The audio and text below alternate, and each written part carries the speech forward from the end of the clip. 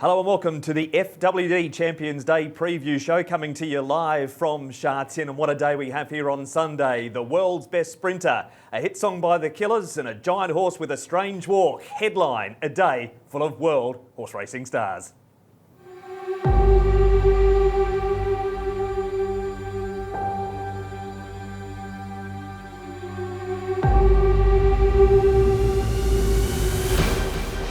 Rising is 5 in front of Lucky With You and Helios Express. He's being eased down. Bring on the world next month. Sha Tin Rave will go on and win. Sha Tin Rave and McNamara clear second again. Voyage Bubble's going to see it out, and he's going to be the king of the mile. It's Mr. Rightside. He's opened up his eyes. He's just in front and he wins. El Vencedor, he's got another Group 1 at Ellerslie, and he's bolted in. Goliath, a very ready winner of the King George. Goliath wins for France. Cap Ferrar, he's gone through on the inside. Packing Angel, My Wish, it's still Cap Ferrar. My Wish drives. What a finish. And great to have our preview show regulars joining us, Cunningham and Nick Luck. And Nick, it doesn't seem that long ago you're here in December. I know, it's great to be back. Yeah. It's warm, might get warmer, very hot, might get wetter, but the action's going to be hot. And if we were sitting here this time last year on FWD Champions Day saying, well, the international contingent is interesting but not that strong, it's select this time and it might mean something. Cunningham, Nick, I'm sure it's the same. Great to be on the show again. Yeah, it's great to be here. The human stories are fantastic this weekend, more of those as we go along.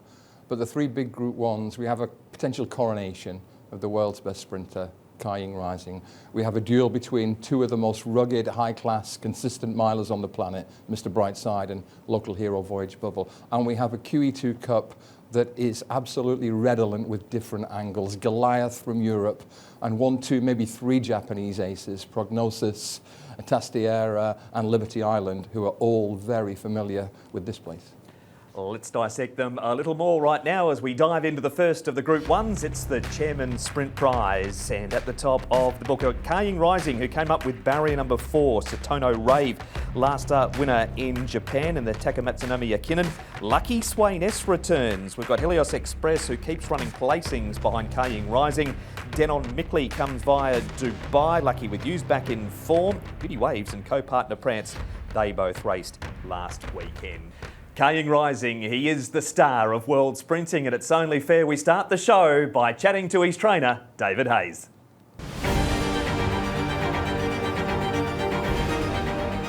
QEII Rising, he's put a gap on them. Zach salutes, that's rare, he eases him down. It's QEII Rising in front, he's too clear. QEII Rising, he'll win it. It is QEII Rising, 6 in front of Lucky With You. The world's best sprinter is going to teach them a galloping lesson.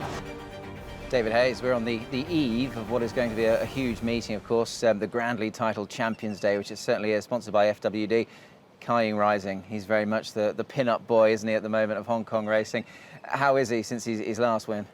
Really good. He trialled yesterday. You see, it's what you see. He just travelled beautifully, beat a good field under a hold, and Zach reported very, very happy. So we just have to do what we do for the next few days, and he'll be a odds-on favourite and should be. David, he's going for his 12th win on the bounce. Now, over time, obviously, numbers increase.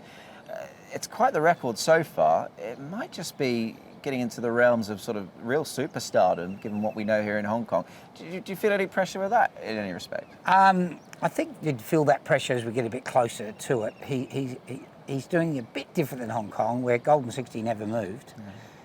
This horse will be travelling to get it. He'll have to go to Australia and race maybe once or twice down there. And there's not that many races he can go for in Hong Kong these days. So if he's in the present form, he'll give it a shake. He'll go very close, I think. And how exciting is that for you and the team? Obviously, all these group of owners, yourself and all your staff, etc., and Zacky's jug. I mean, to take a horse like him down to Australia, I mean, that's your homeland. I mean, that's thoroughly exciting for, isn't it? If the market's right, they've got him very short price favourite at the moment. I know it's a long way out, and this has to happen and that has to happen, but yeah, it's the richest race in the world. turf. And back in Australia, which we would love, Zach and I, to go back and take a Hong Kong horse and win. Indeed, indeed. Talking of winning, there is a very nice incentive for winning on Champions Day. There's a nice bonus as well, obviously going for the culmination of the sprint series, or the speed series.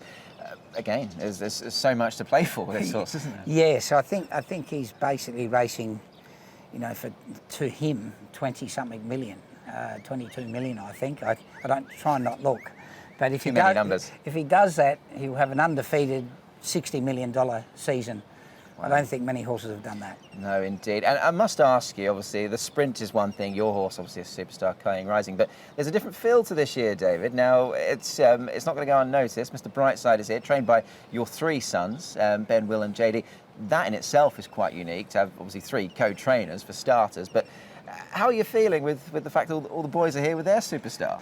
Boys aren't terrific communicators with their mother and fathers, but God, I've had some phone calls. I bet you have. They've been really keeping in touch, and he means so much to them. And what a great horse he is. He's going for we say he's won 10 Group 1s because the All-Star Mile is a Group 1 now, and he's been placed 9 times. So I think if he doesn't win, he'll go very close. And amazingly, from humble beginnings too, this horse. Yeah, he came out of a South Island maiden in New Zealand and was unlucky 5th.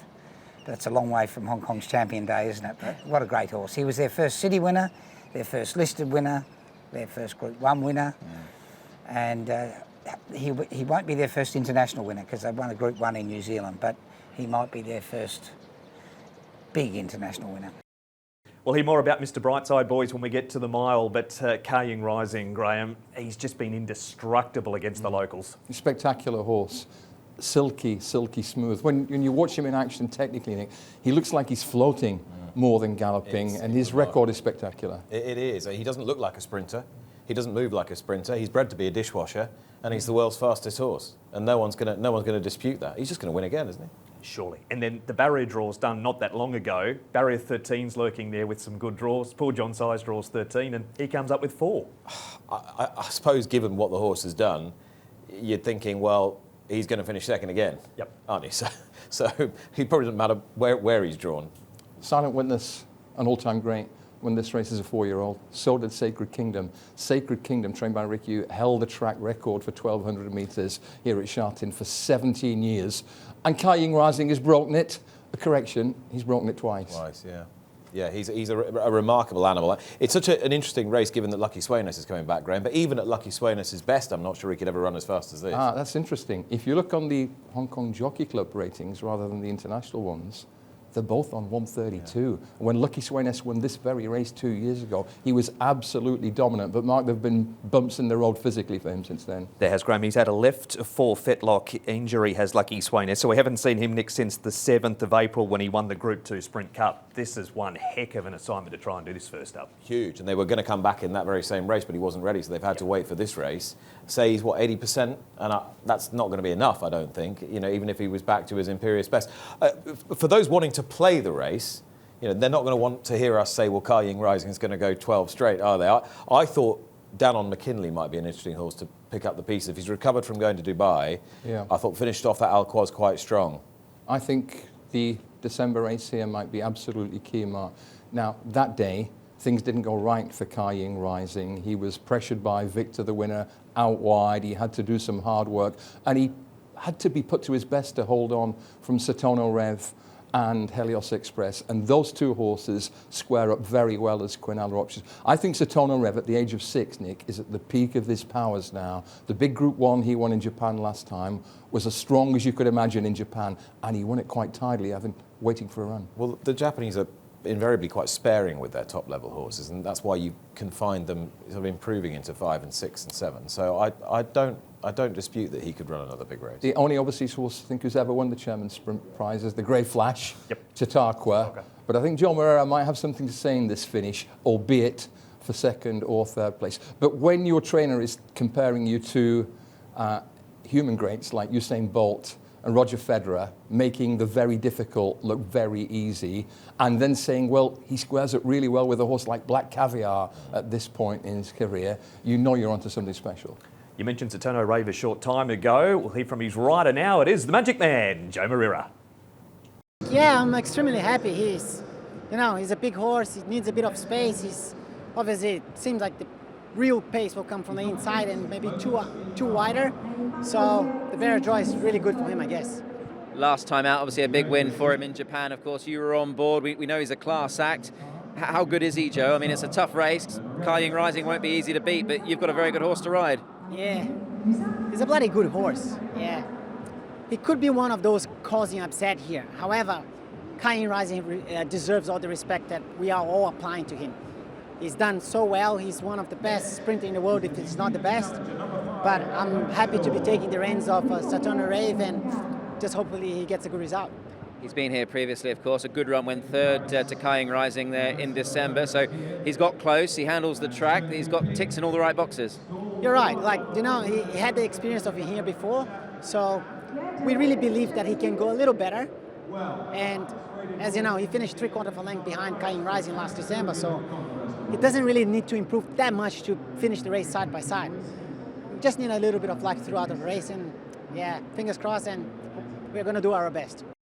So that's Joe on Saturno Rave. Nick, is he the only horse capable of perhaps pushing QEII Rising, or they're just all running for second? Well, I think they're all running for second if QEII Rising shows up. If QEII Rising runs the race he ran in December, initially I thought, well, maybe there's a hint of vulnerability there. But actually, if you listen to David Hayes, he says that while he at the time was a little disappointed that he didn't really put on a show, the riders, Zach Purton, said actually, that's one of his best performances because what Graham was saying, he had to overcome so much, the break, and he had to overcome the trip and so forth. And he was still dominant in the finish. If we had the Hong Kong Racing Oscars, the award for Best Supporting Actor would go to Helios Express. He's drawn wide, but that's probably not a killer for him, Mark, because he's a late running horse anyway, isn't he? He certainly is. There's quite a lot of speed in the race. That has been the first part of our FWD Champions Day special. We'll head to a break, come back and talk to Ricky Ewan. He's Mile Star Voyage Bubble right after this.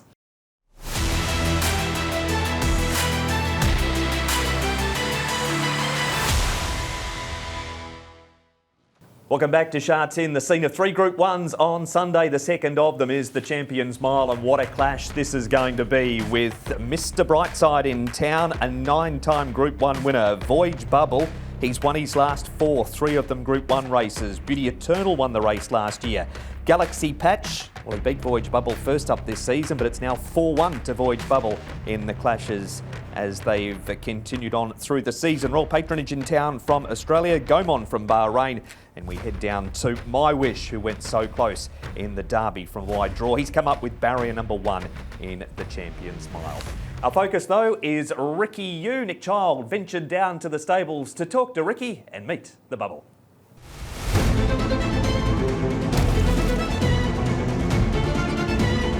Voyage Bubble's going to see it out, and he's going to be the king of the mile. He won it last year, and again he wins the Stewards Cup, says James McDonald, and grabbed the City Hong Kong Gold Cup. Voyage Bubble. It's 3 Group 1s in a row.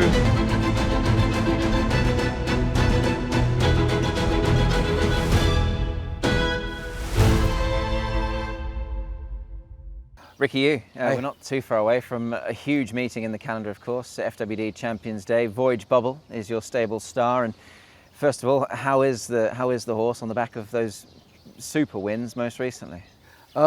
He's fine. He's doing well after his last start. He's on track every morning. Always finishes feet and tick all the boxes. His win last time over the 2000, Ricky, I mean, that was the culmination of 3 Group 1s on the bounce. He's won all 3 of them.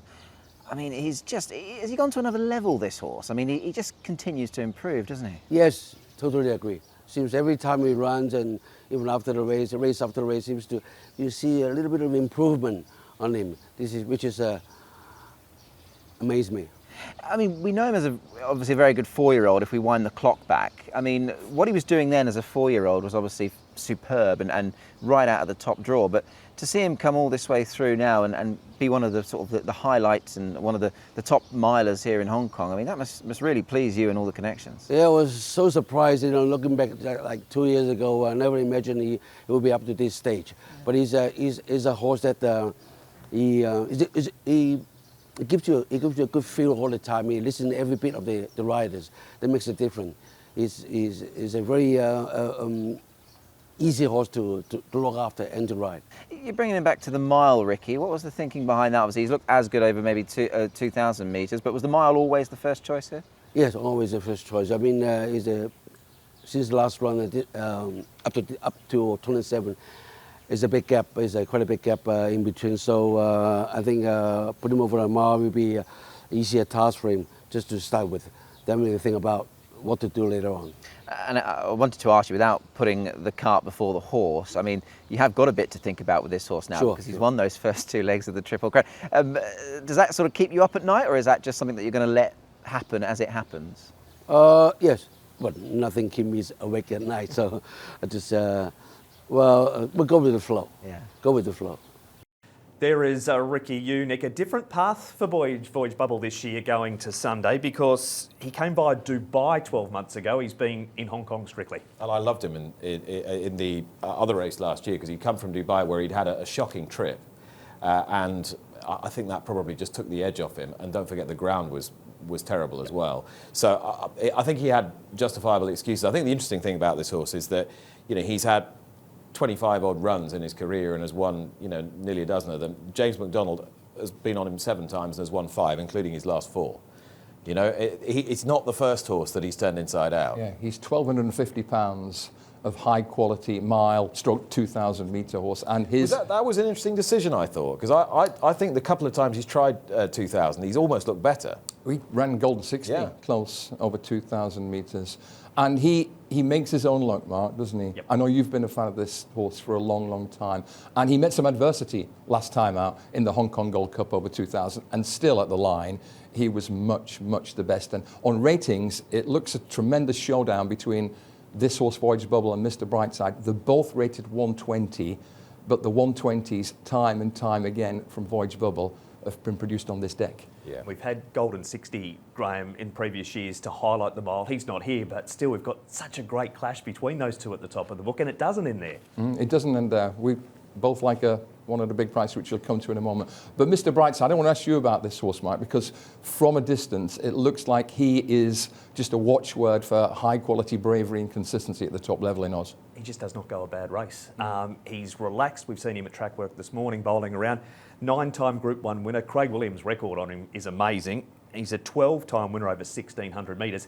It's so good with the Hayes family having QEII Rising that the boys can bring this one up 2 on Sunday. Yeah, and there's one thing being an international contender coming to Hong Kong, which can be a bit of a fortress, but not if you've got so much local knowledge. You know, David Hayes has been planning this with his sons for a long time. When's the right time to come here with Mr. Brightside? When's the right time to try and burnish this horse's legacy, which at the moment is a domestic one? We've got a bit more relativity nowadays with the Australian horses, haven't we? With so many European exports going down, and this is a horse who's seen the back of Via Sistina. So, you know, we know Mr. Brightside's high class, but he wears his heart on his sleeve. I think there could be a bit more pace pressure than perhaps he'd like in the race. And I think that's why Graham and I think that there could just be a horse finishing fast at them at a bigger price who's worth using. More on him in a minute. Last word from me, at least, on Mr. Brightside. Some people will look at the race card and say, well, he's 7 years of age. 5 horses age 7 have won this race, including a certain Golden 60 a couple of years ago. So a bit of experience and a bit of life on the hard road is no bad thing. And he got beaten that far by Romantic Warrior in the Cox Plate at Moonee Valley going back 18 months or so ago. It doesn't end there. The Derby runner-up, the run of the Derby. Mark Newnham has thrown My Wish even further into the deep end, and this is what he told Nick. Yeah, and look, he's been ultra consistent and he hasn't missed a place all season. And you know, he's had a few little excuses in the races he hasn't won. But, look, you know, to come up with Gate 1 at his first attempt at Group 1 against the older horses, it'll certainly help. He's a fascinating horse, isn't he, really? I mean, for what he lacks in size and stature, he's obviously got a massive engine under the chassis there. And has he sort of surprised you in some respects as well with how well he's done? Yeah, look, he definitely has. Look, it hasn't been a lack of talent, but early in the season and when he arrived, his temperament was a bit tricky. And, you know, as he's actually had a bit more racing, he's matured mentally and he's got a bit tougher. And now he's actually able to run to his ability, whereas, you know, previously, you know, he paraded poorly, he got very worked up, you know, every morning. He only had a, you know, poor appetite. So now all those things have improved, And you'll see on Sunday, even in the Derby, paraded really well, got to the start, saving energy. So if he can do that on Sunday again, it'll certainly give him his chance. What a little horse this guy is, my wish. Just all guts and determination. Yeah, we talk about 1250 pounds of muscle for Voyage Bubble, 990, 989 pounds of all heart, my wish. And he came up with a great line, Mark Unum, this morning's press conference. He was talking about the size angle, the weight angle, the muscle angle, and he said, if size determines speed, then a cow would beat a rabbit. So he's not worried about the weights and measures. He's worried about how good his horse is, and he clearly fancies him, Nick, to run a big race from an inside gate. Yeah, and he's consistent and improving, and the inside gate works for this horse because he's a horse that likes to be handy. But then again, that could be his Achilles heel in this race because he's facing very fast horses who are arguably more decorated. Was he the moral winner in the BMW Hong Kong Derby because he was drawn wide and had to cover a lot of ground? He was a question mark at 2,000 metres, barrier 14, slow time, and he's gone that close to winning the Derby. He was the run-up the Derby. Yeah. So, all right. Take off the shackles. You've been hinting on one right throughout this section. You're both like, who is it? We practically never agree on long shots in these big races, but the floor is yours, Mr. Luck. What's the one we first? Galaxy Patch does have a verdict over Voyage Bubble. Now, admittedly, Voyage Bubble has gone, a straight 4 pattern races since, including 3 Group 1s. But, he's a horse who's got the ability to mix it. He's a strong finisher. He needs a strong pace to run at. He's always a horse who's likely to do better in a better race, a more contested race on a sound surface. They've put some headgear on him. Probably a good thing. Tongue tie, I'm not sure. I presuppose there's an issue we don't really know too much about. But I hope it's not a negative. I'm more encouraged by the headgear, I think. It's all there if it all clicks. And you touched on it, Mark. It's like in a football match. He went 1 up in the first 5 minutes, first time out this season. He's now 4-1 down against Voyage Bubble. And excuses. But Nick's right. He has got one of the strongest kicks in Hong Kong racing when he gets a good gallop and the gaps. He's got tongue tie, he's got cheek pieces. Zach Purton, who has only ridden him once, was purring about his smoothness in a trial with those cheek pieces. So we're looking for a price here, and we know we haven't got one, we have 2 high-quality, consistent Group 1 aces to beat. We aren't done on the preview show. There is one more Group 1 to look at. It comes up on the other side of this break when we meet the big horse, Goliath.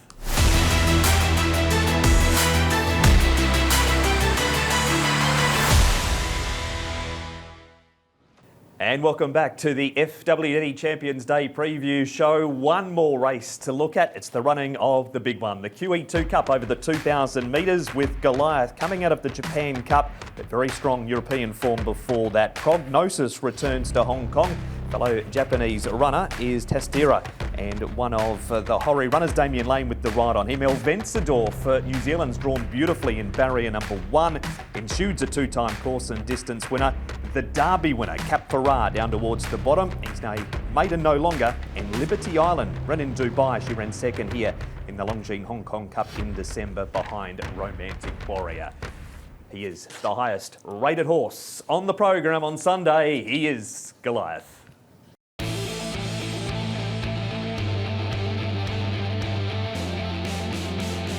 Goliath has kicked away here, and Christophe Soumillon is looking at the crowd. He's looking behind them. There are no dangers, and Goliath, a very ready winner of the King George. Chamil chez Goliath, avec Goliath, Amish qui est en 2e position, et Marquisa qui est 3e, et c'est Goliath qui va triompher. Amish sera 2e, le 3 Marquisa est 3e.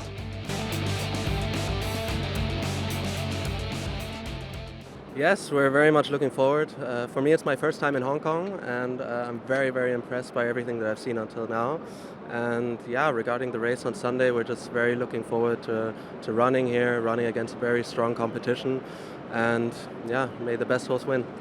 Indeed, and this a very special horse for you and your family, of course, a pedigree that goes back generations, and he really has put himself on the map as one of the leading middle distance horses in Europe and potentially the world.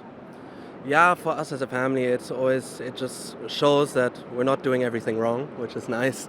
And yeah, if I see how we bred the sire, and that line goes back to 1915, and how the dam side we've also bred now since 6 generations, it's always nice to see that, yeah, every generation or every couple of generations some really good horses are coming out, and to be able to run in these races around the world against the best horses in the world, that's the reason why we do it.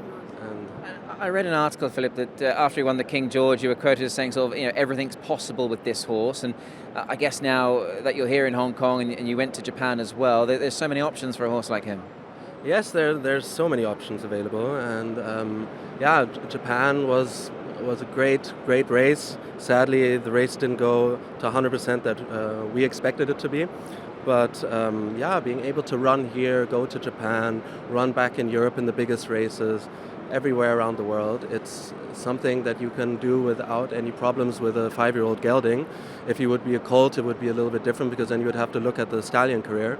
And with him, you just know he seems to travel very, very calmly, doesn't mind it at all. And that is the perfect condition that you need for a horse like this. And as long as he keeps the class that he's been showing, I'm sure we'll have a lot of fun with him as well. That is Goliath, Graham. So he comes to Sha Tin with nearly all of his recent racing over further than what he runs on Sunday. How much of a concern is it that 2,000 metre start for him? Straight off the fence, for me, it is a significant concern. The clock is our friend here. If we look back at that King George performance, Nick, he beat out a long list of 12.5 second furlongs, and his closer to win the King George from Blue Stocking, from Rebels Romance, was 25.4. He was asked a different question in the Japan Cup. He came home in 21.9, and he couldn't rise to that challenge. Straightforward question, is he quick enough for this race? I don't think so, not for this race. I don't think he's a slow horse, because you can't win a King George in that time by being a slow horse, but it was the perfect setup. He had the perfect trip in a race. Two Coolmore pacemakers. Correct, yeah. 2 Coolmore pacemakers. There was a dead rail. They'd massively overwatered the ground. So even though the ground is officially on the quicker side, I'd say this would be as fast as he wants it. I mean, if there's a bit of rain, I actually think it would increase his chance, though his connections don't necessarily subscribe to that view. So very, very high-class horse. I could see him running really well, but just running out of a bit of ground. I figured this horse as the trickiest high-quality horse on the card to price up, because I think quite a few people like me will have some caution about him. On the face of it, the King George form makes him very short price favourite. Yeah. But I suspect he'll go off more like I think he'll be bigger than 2-1 myself. That's a guess, but I think he will be. Yeah, it's going to be an interesting race, and we can talk about some of the opposition now. Nick, Prognosis has been here. He was enormous 12 months ago. He starts a bad, and he's still yet to win a Group 1. Yeah, there is something of the night about him. There's no doubt about that. He's a monkey in many respects, and he doesn't help his rider. But, you know, look at this. Jay McDonald. Yeah. Jay McDonald, first time. He received a... I hate laying into jockeys from different jurisdictions. You're about to do so, ones aren't we're you? familiar with, because people think, well, you'd never say that about Ryan Moore or McDonald or whatever. But I'm not sure Yuga Kawada was at his very best in this race last year.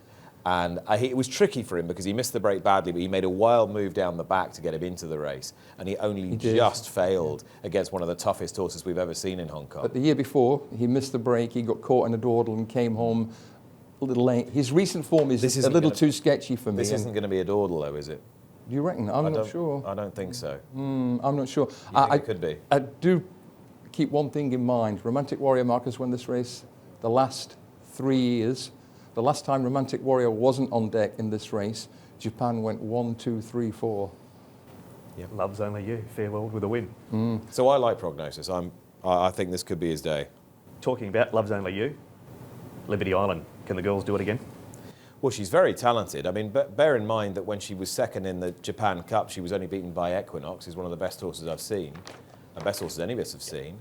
And she ran a fine race, and she was clear of a really representative field, like 3rd, 4th, 5th, 6th, 7th, I think, are all really good Group or Grade 1 winners since. So on that sort of form, and the form she showed when second here, you'd say yes, but there's a few... Excuses mounting up. Yeah, there's a few average ones. It's been a while since she's won a race. She's 0 from 5 since she sealed the Japanese fillies Triple Crown, and there have been excuses. I expected more in the Dubai Turf. She didn't hit the line anything like as hard, but I have to judge her on her best recent form, which came here in December when she came home strongly to chase home Romantic Warrior, and if she's the same filly again on Sunday, then she's going to go very close. That's the boys' thoughts on the Japanese from the Green Channel, which is the racing channel in Japan. Nahiro Goda's in town, and Nick spoke to the Japan racing expert. all of the three Japanese trained horses in the QE2 are very good horses, but I like Tastiera the best. Tastiera is the winner of the Japanese Derby 2023, and he finished second to Do Deuce in Tenno Show, which is the same distance as a QE2. And most important is, Tastiera finished third in Hong Kong Cup last year. Last year's Hong Kong Cup, apart from Romantic Warrior, second finisher, fourth finisher, fifth finisher, sixth finisher, all of them are come far behind. But Tastiera tracked leaders from second position. That was a very, very tough race for Tastiera, but still he managed to finish in third. I think he is now top condition. I think he has very, very good chance to win the QE2 on Sunday. We head from Japan down to New Zealand now. Graham Vencedor, they would have been thrilled drawing Barrier 1. Yeah, he's a big unit, and he has thrived in the last 6 months. He's won 3 Group 1s in a very short space of time. He is uncomplicated, so he'll be right on the engine from an early stage, and I hope he runs an absolute screamer, but I'm not quite sure he's cut from the right quality cloth to beat the very best of this lot. I mean, connections of horses like Goliath will be pleased he's in here, because I think he's going to cut the race open, especially from stall 1. He's going to drive on and really open it up. And he might have Tastiera not too far behind him, but when you've got horses like Goliath and Caliph in the race, horses who probably want a bit further than this, you'd think that they would be sitting reasonably handy as well. I'm not sure it's going to be run at a crawl, but I think this horse adds a lot to it. Zach Burton adds the local knowledge for El Vencedor, I think, which means the winner, the victor in Spanish. And again, the romance angle is there for his Kiwi connections who are here and lapping up every second of this experience. Can you see any of the Hong Kong horses, Cap Ferrat, Derby winner, Ruby Lot or Straight Aaron, troubling the international horses? Straight Aaron would have a squeak of hitting the frame. Yes, he was really good last time. He got a perfect run through up the inside. 4th or 3rd is achievable. Cap Ferrat, I really don't know what to make of this horse, because when he first came to Hong Kong, I thought, yes, this is a pretty serious prospect. But his Derby win was his first ever win, and it came at the 17th time of asking. So if you were beaten 16 times, then won a Hong Kong Derby and a QE2 Cup, bang, bang, that would be a very unusual profile, wouldn't it? And could not have got a better run in the Derby that he got. It was a perfect trip for him. So I would put in a tiny word at a big price for Ruby Lot, who's a rugged horse with plenty of experience, and because I'm seduced by the angle of David v Goliath, David Hayes v Goliath. So keep an eye on Ruby Lot. But I think it's going to be Japan for me here, and I'm torn between the filly Liberty Island and the colt who was just behind her here in December, Tastiera. All right, you can have a couple of seconds to ponder which one it's going to be. Nick, your selections for the 3. Okay, so no prizes for originality. QEII Rising, my selection in the Chairman's Sprint. I think Danon McKinley could pick up some pieces and get involved for minor honours. Perhaps at the expense of Helios Express. In the mile, I think we are united with Galaxy Patch. Again, I think they're going to have to go very hard, but I think they will, and that'll suit him, with Zach Purton running for the 2nd time. And it's a bit of a jockey angle for me with McDonald first time on prognosis in the FWD QEII. So they're my 3. Graham? QEII Rising to crown himself the world's best sprinter and to complete a flawless 8-race season, maybe with Satono Rev to chase him home. Voyage Bubble, Mr. Brightside, tremendous, but we're looking for a price here, and Galaxy Patch has that quality if it all clicks. So keep an eye on him. And in the QE2 Cup, I'd love it if Goliath ran really well, but I think he has a new question to answer. So it's Liberty Island, Tastiera, short head in favour of the filly. Great to have you back in town, boys. Enjoy Sunday. Thank you. Thanks so much, Mark. The diary for Sunday, this is when it all happens. Trackside live from 12:15. The Chairman's Sprint Prize, the first of the Group 1s at 2:50 local. FWD Champions Mile at 4 o'clock is race 7. And race number 8 is the FWD QEII at 4:40 Hong Kong time. Races on the website live. There'll be a race-by-race preview. Everything you need is on the website, hkjc.com. That has been the FWD Champions Day special. We'll see you right here at Sha Tin on Sunday.